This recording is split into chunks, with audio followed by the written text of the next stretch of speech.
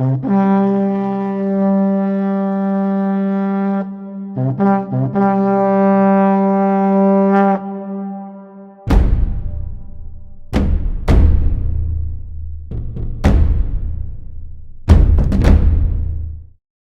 Of Indian history by doctor Mohanlal Gupta में आपका स्वागत है। पिछली कड़ी में हमने चर्चा की थी कि किस प्रकार जयपुर, जोधपुर, उदयपुर और बीकानेर रियासतें परस्पर विद्वेष, सामंतों की स्वार्थ लिप्सा और राजकुमारों की बगावतों के कारण अंतर्कलह में पड़कर पिंडारियों के चंगुल में फंस गईं।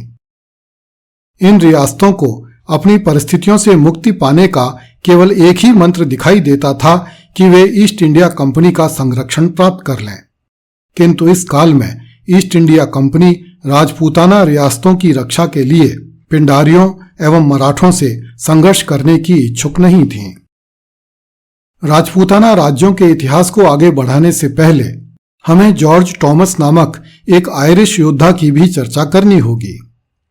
जॉर्ज टॉमस राजपूताने में जाज फिरंगी के नाम से प्रसिद्ध हुआ। उसका जन्म ईस्वी 1756 में आयरलैंड में हुआ था। वह ईस्वी 1782 में एक अंग्रेजी जहाज से मद्रास आया। जाज फिरंगी उन अंग्रेजों में से नहीं था जो ईस्ट इंडिया कंपनी की नौकरी के लिए भारत में आते थे। उस काल में बहुत से ऐसे यूरोपियन भी थे जो अपने देश में कोई रोजगार न तलाश पाने के कारण अपना देश छोड़ देते थे और रोजी रोटी की तलाश में स्वतंत्र रूप से भारत आया करते थे। ये लोग कभी किसी रियासत की नौकरी पा लेते तो कभी किसी सैनिक कमांडर के नीचे रहकर छोटी मोटी लड़ाइयां लड़ते थे। जॉर्ज टॉमस 5 वर्षों तक कर्नाटक में पोलीगरों के साथ रहा। फिर कुछ समय तक हैदराबाद निजाम की सेवा में रहकर ईस्वी 1787 में दिल्ली चला आया और बेगम समरू की सेवा में रहा। बेगम समरू एक कश्मीरी नृत्यांगना थी जिसने समरू नामक एक फ्रेंच सैनिक कमांडर से विवाह किया था। जब सेनापति समरू मर गया तो यही कश्मीरी नृत्यांगना मेरठ के पास सराधना नामक एक जागीर की स्वतंत्र मालकिन बन गई और बेगम समरू के नाम से विख्यात हुई। बेगम समरू की नौकरी में रहते हुए ही जाज फिरंगी को प्रसिद्धि मिलनी आरंभ हुई। जॉर्ज टॉमस अथवा जाज फिरंगी ईस्वी 1793 से ईस्वी 1797 तक मराठा सेनापति खांडेराव की सेवा में रहा। खांडेराव की मृत्यु होने पर जॉर्ज टॉमस को मराठों का साथ छोड़ देना पड़ा क्योंकि वह मराठा सेनापति वामन राव के व्यवहार से संतुष्ट नहीं था। जॉर्ज टॉमस पंजाब की ओर चला आया। उसने अपने लिए एक छोटा किला बनाया तथा एक छोटी सेना खड़ी कर ली। जॉर्ज टॉमस का किला जॉर्जगढ़ कहलाता था। दुर्गपति बनने के बाद जॉर्ज टॉमस के हौसले बुलंद हो गए और वह धन प्राप्ति के लिए योजनाएं बनाकर बड़े बड़े युद्ध करने लगा। जॉर्ज टॉमस की सफलताएं अद्भुत थीं। उसने हिसार, हांसी तथा सिरसा पर भी अधिकार कर लिया। ईस्वी 1799 में सिंधिया के सेनापति लखवा दादा ने जयपुर राज्य पर आक्रमण किया। लखवा दादा के कमांडर वामन राव ने जॉर्ज टॉमस को भी इस लड़ाई में आमंत्रित किया। जॉर्ज टॉमस ने वामन राव से कुछ रुपए प्राप्त करने की शर्त पर लड़ाई में भाग लेना स्वीकार किया। जैसे ही जयपुर राज्य की सेना को ज्ञात हुआ कि मराठों की सहायता के लिए जाज फिरंगी आ गया है तो कछवाहे सैनिक मैदान छोड़कर जयपुर की तरफ भाग छूटे। मैदान साफ देखकर लखवा दादा ने स्थान स्थान से चौथ वसूली करते हुए फतेहपुर की ओर बढ़ना आरंभ किया।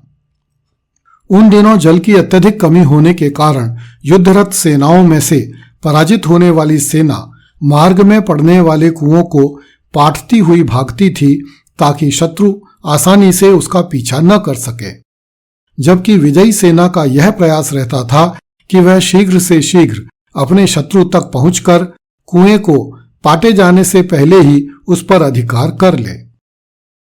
जॉर्ज टॉमस जयपुर राज्य की सेना के पीछे भागता हुआ इसी प्रयास में था कि किसी तरह एक कुआं हाथ लग जाए। दोनों सेनाओं में काफी अंतर था, इसलिए जयपुर की सेना कुओं को पाटने में सफल हो रही थी और जॉर्ज किसी कुएं पर अधिकार नहीं कर पा रहा था। अंत में बड़ी कठिनाई से वह एक कुएं पर अधिकार कर सका। ठीक उसी समय भागती हुई जयपुर की सेना को जयपुर से आई नई सेना की सहायता मिल गई और जयपुर की सेना कांटों की बाढ़ आदि लगाकर जॉर्ज तथा लखवा दादा का सामना करने के लिए तैयार हो गई। दोनों सेनाओं के बीच जमकर युद्ध हुआ, जिसमें जयपुर की सेना परास्त हो गई तथा जयपुर के सेनापति ने संधि की बात चलाई। जयपुर की सेना ने लखवा दादा तथा जॉर्ज टॉमस को बहुत ही कम राशि देने का प्रस्ताव किया, जिससे दोनों पक्षों के मध्य संधि नहीं हो सकी। इस समय जॉर्ज की सेना घोड़ों की घास की कमी से परेशान थी, फिर भी उसने लड़ाई जारी रखने का निर्णय लिया। इसी बीच बीकानेर राज्य की सेना जयपुर राज्य के समर्थन में आ जुटी। इससे युद्ध का पलड़ा बदल गया तथा जॉर्ज ने युद्ध का मैदान छोड़ने का निर्णय लिया। जयपुर की सेना ने 2 दिनों तक जॉर्ज की भागती हुई सेना का पीछा किया तथा उसके बहुत से सैनिकों को मार डाला। जॉर्ज को काफी दूर भागकर अपनी जान बचानी पड़ी। कुछ महीनों बाद अपनी स्थिति को फिर से ठीक करके जॉर्ज ने बीकानेर राज्य को दंडित करने का निर्णय लिया, क्योंकि बीकानेर के कारण ही वह जीती हुई लड़ाई हार गया था। जॉर्ज ने इस बार 2 काम किए। एक तो उसने अपने तोपखाने को मजबूत बनाया तथा दूसरे उसने पर्याप्त पानी का प्रबंध किया। उसने बड़ी बड़ी पखालों में पानी भरवाकर अपने साथ रख लिया तथा वर्षा ऋतु प्रारंभ होने पर बीकानेर राज्य की ओर कूच किया। बीकानेर का राजा सूरज सिंह जॉर्ज के तोपखाने का मुकाबला करने की स्थिति में नहीं था, इसलिए उसने खुले मैदान के स्थान पर नगरों और कस्बों के भीतर जॉर्ज से निपटने की योजना बनाई, ताकि जॉर्ज का तोपखाना काम न आ सके। सूरज सिंह ने बीकानेर राज्य की सीमा पर आने वाले प्रत्येक गांव में अपनी पैदल सेना छिपा दी। जॉर्ज ने सर्वप्रथम जैतपुर गांव पर चढ़ाई की। इस युद्ध में उसके 200 सिपाही मारे गए। इस पर जॉर्ज ने जैतपुर के निवासियों को कत्ल करना आरंभ कर दिया। जैतपुर के लोगों ने जॉर्ज को रुपए देकर अपनी जान व माल की रक्षा की। इसके बाद जॉर्ज गांव दर गांव जीतता हुआ बीकानेर की ओर बढ़ने लगा। बीकानेर के अधिकांश सामंत महाराजा सूरज सिंह से रुष्ट चल रहे थे, क्योंकि सूरज सिंह ने बीकानेर के बालक महाराजा प्रताप सिंह की हत्या करके बीकानेर की गद्दी हड़पी थी। इसलिए बीकानेर के सामंत जॉर्ज की सेना के साथ आ खड़े हुए। सूरज सिंह ने अपने ही राज्य के सरदारों को शत्रु पक्ष में गया देखकर हथियार डाल दिए। उसने जॉर्ज को 2 लाख रुपए देने का वचन दिया। महाराजा ने 1 लाख रुपए तो उसी समय चुका दिए तथा शेष 1 लाख रुपए की हुंडियां बनाकर जयपुर के व्यापारियों के नाम लिख दी। व्यापारियों ने जॉर्ज को इन हुंडियों के रुपए नहीं दिए, जिससे जॉर्ज फिर से बीकानेर पर चढ़कर आया। इस बार बीकानेर की सहायता के लिए पटियाला की सेना आ पहुंची। पटियाला की सेना के कारण जॉर्ज की हालत पतली हो गई, किंतु ठीक उसी समय भट्टियों ने फतेहगढ़ दुर्ग पर अधिकार करने के लिए बीकानेर राज्य के विरुद्ध जॉर्ज की सहायता मांगी तथा उसे 40,000 रुपए प्रदान किए। जॉर्ज ने फतेहगढ़ पहुंचकर उस पर भट्टियों का अधिकार करवा दिया।